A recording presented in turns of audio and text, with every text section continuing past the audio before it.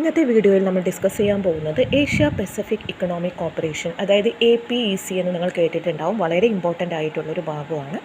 അപ്പോൾ നമുക്ക് നോക്കാം. Asia Pacific economic corporation is A forum four 21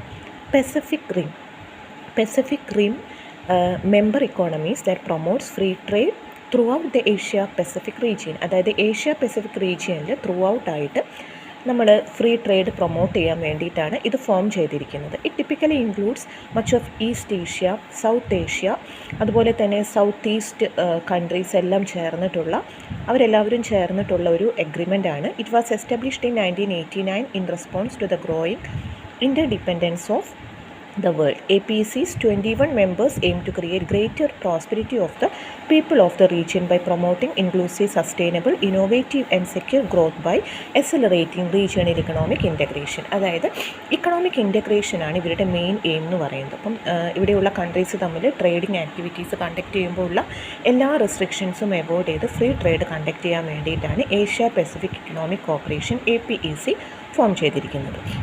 നിങ്ങൾക്ക് വീഡിയോൻ്റെ സമയത്ത് ഒരു ചെറിയ സൗണ്ട് ഡിസ്റ്റർബൻസ് ഉണ്ടാവും. ഫാനിൻ്റെ സൗണ്ടാണ്. കാരണം ഇപ്പോൾ ഫാൻ ഇടാതെ നമുക്ക് വീഡിയോ എടുക്കുക എന്ന് പറഞ്ഞാൽ വളരെ ബുദ്ധിമുട്ടാണ്. അത്രയും ചൂടാണെന്ന് അറിയാമല്ലോ. അപ്പോൾ അതുകൊണ്ടാണ് ഫാൻ ഇട്ടിട്ടാണ് ഇന്ന് വീഡിയോ ചെയ്യുന്നത്. സാധാരണ ഞാൻ ഫാൻ ഇടാതെയാണ് ചെയ്യാറ്. പിന്നെ നല്ല ചൂടായതുകൊണ്ട് ഫാൻ ഇട്ടതാണ് കേട്ടോ. അപ്പം സൗണ്ട് ബുദ്ധിമുട്ടുണ്ടെങ്കിൽ നിങ്ങളൊന്ന് പറയണേ. നെക്സ്റ്റ് നമുക്ക് APECയുടെ ഒബ്ജക്റ്റീവ്സ് എന്താണെന്ന് നോക്കാം. To sustain the growth and development of the region for common good for its people and this way contribute to the growth and development of the world economy.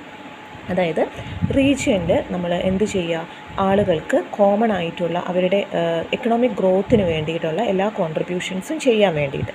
To enhance the positive gains both for region and world ഇക്കോണമിയിലും അതുപോലെ തന്നെ റീജിയനിലും നമ്മൾ എന്ത് provide ചെയ്യുക, positive gains, അതിൻ്റെ റിസൾട്ടായിട്ട് economic interdependence include ചെയ്യുക, encouraging flow of ഗുഡ്സിൻ്റെ ഫ്ലോ, സർവീസ്, ക്യാപിറ്റൽ, ടെക്നോളജി ഒക്കെ നമുക്ക് ഈസി ആയിട്ട് ഫ്ലോ ചെയ്യാൻ വേണ്ടിയിട്ട്. Then to develop and strengthen the open multilateral trading agreement, trading system Asia Pacific and all other ഇക്കോണമിയിൽ ക്രിയേറ്റ് ചെയ്യുക.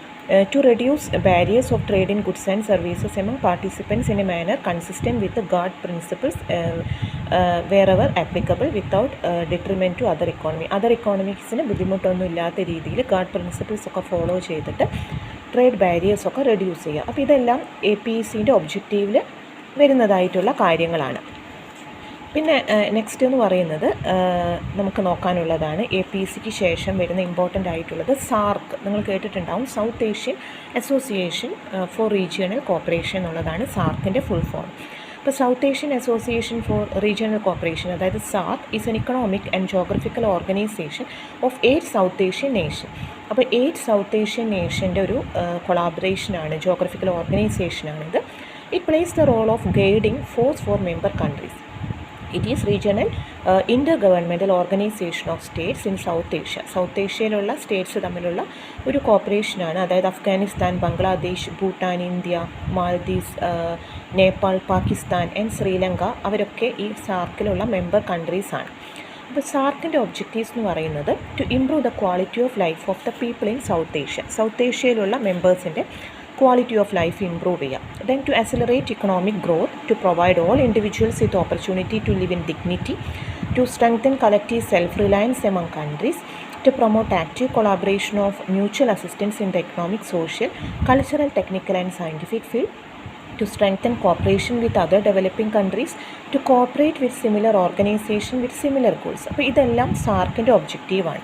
അപ്പോൾ നമ്മൾ മൊത്തത്തിൽ ഇക്കണോമിക് ഗ്രോത്ത് ക്രിയേറ്റ് ചെയ്യാൻ വേണ്ടിയിട്ടും അതുപോലെ മെമ്പേഴ്സ് തമ്മിൽ, ഇപ്പോൾ നമ്മൾ പറഞ്ഞ മെമ്പർ കൺട്രീസ് തമ്മിൽ ഒരു കൊളാബറേഷൻ, മ്യൂച്വൽ അസിസ്റ്റൻസ് എല്ലാ ഫീൽഡിലും, കൾച്ചറൽ, ടെക്നിക്കൽ, സോഷ്യൽ എല്ലാ ഫീൽഡിലും ക്രിയേറ്റ് ചെയ്യാൻ വേണ്ടിയിട്ടും അതുപോലെ കൺട്രീസിനൊരു സ്ട്രെങ്തൻ ചെയ്യുക, അവരുടെ കോപ്പറേഷൻ സ്ട്രെങ്തൻ ചെയ്യാൻ വേണ്ടിയിട്ട്, അങ്ങനെ അവരുടെ ഗോൾ അച്ചീവ് ചെയ്യാൻ വേണ്ടിയിട്ടൊക്കെയാണ് നമ്മൾ ഈ സാർക്ക് എന്ന് പറയുന്നത് ക്രിയേറ്റ് ചെയ്തിരിക്കുന്നത്. പിന്നെ ഇമ്പോർട്ടൻ്റ് ആയിട്ട് വരുന്നത് IMF ആണ്, international monetary fund. International monetary fund എന്ന് പറഞ്ഞാൽ ഇത് ക്രിയേറ്റ് ചെയ്തിരിക്കുന്നത് 1946 as a result of 1944 international financial conference at Bretton Wood. Bretton വുഡിൽ നടന്ന കോൺഫറൻസ് പ്രകാരം ഫോം ചെയ്തിട്ടുള്ളതാണ് IMF എന്ന് പറയുന്നത്. അപ്പോൾ IMF എന്ന് പറയുമ്പോൾ it has also international monetary fund financial committee 24 representatives ഉള്ള ഒരു ഇൻ്റർനാഷണൽ കമ്മിറ്റി അവർ ഫോം ചെയ്തിട്ടുണ്ട്. ഈ കമ്മിറ്റിയാണ് അവർക്ക് ഇൻ്റർനാഷണൽ മോണിറ്ററി ആൻഡ് ഫിനാൻഷ്യൽ സിസ്റ്റത്തിന് വേണ്ടിയിട്ട് അവിടെയുള്ള സ്റ്റാഫിനൊക്കെ അഡ്വൈസ് കൊടുക്കുന്നത്. അപ്പോൾ എന്തൊക്കെയാണ് ഈ IMFൻ്റെ ഒബ്ജക്റ്റീവ്സ് എന്ന് നമുക്ക് നോക്കാം. To promote international monetary cooperation through a permanent institution that provides the machinery for consultation and allocation on international monetary problem. International Monetary Fund, international monetary problems reduce ചെയ്യുക.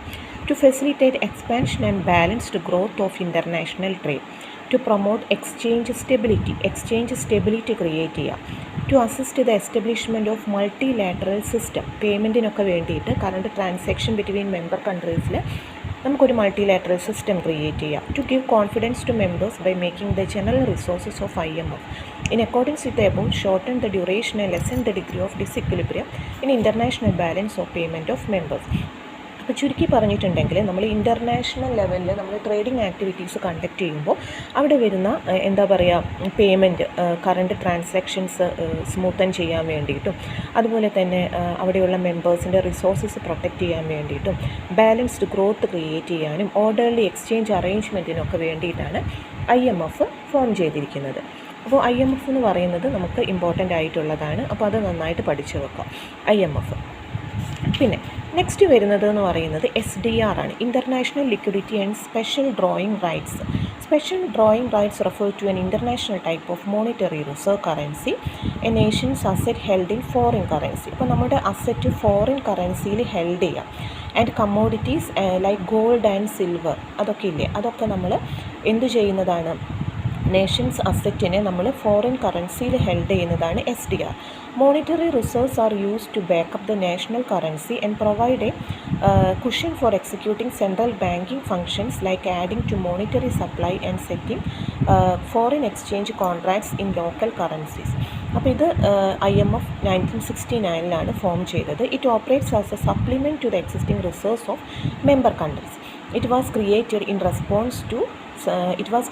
in response to concerns about the limitation of gold and dollars as the sole means of settlement of international accounts. അപ്പോൾ SDR എന്ന് പറയുന്നത് ഒരു international monetary reserve അസറ്റാണ് എന്ന് മനസ്സിലാക്കുക SDR എന്ന് പറയുന്നത്. അപ്പോൾ ഇതും SDR എന്ന് പറയുന്നത് നമുക്ക് ഇമ്പോർട്ടൻ്റ് ആയിട്ടുള്ളൊരു ടോപ്പിക്കാണ്. അപ്പോൾ ഇത്ര മതി ഇന്നത്തെ ക്ലാസ്സിൽ. അപ്പോൾ ഇന്നത്തെ ക്ലാസ്സിൽ നമ്മൾ എടുത്ത കാര്യങ്ങൾ എന്തൊക്കെയാണെന്ന് അറിയാമല്ലോ. SDR എന്താണെന്ന് നമ്മൾ പറഞ്ഞു, അതുപോലെ തന്നെ IMF എന്താണ്, ഇൻ്റർനാഷണൽ മോണിറ്ററി ഫണ്ട്. പിന്നെ SAARC പറഞ്ഞു, അതായത് South Asian association for regional cooperation. പിന്നെ APEC ആണ്, എന്താണ് APECൻ്റെ full form, Asia Pacific economic cooperation. അപ്പോൾ ഇത്ര കാര്യങ്ങൾ എല്ലാവരും നന്നായിട്ട് നോട്ട് ചെയ്ത് വെക്കുക, ഇമ്പോർട്ടൻ്റ് ആയിട്ടുള്ള ടോപ്പിക്കാണ്. അപ്പോൾ ഇന്നത്തെ ക്ലാസ് എല്ലാവർക്കും ഇഷ്ടപ്പെട്ടെന്ന് വിചാരിക്കുന്നു. ക്ലാസ് ഇഷ്ടപ്പെട്ടെങ്കിൽ ലൈക്ക് ചെയ്യാനും ഷെയർ ചെയ്യാനും മറക്കരുത്. അപ്പോൾ നമുക്ക് പുതിയൊരു വീഡിയോയിൽ കാണാം. Thank you.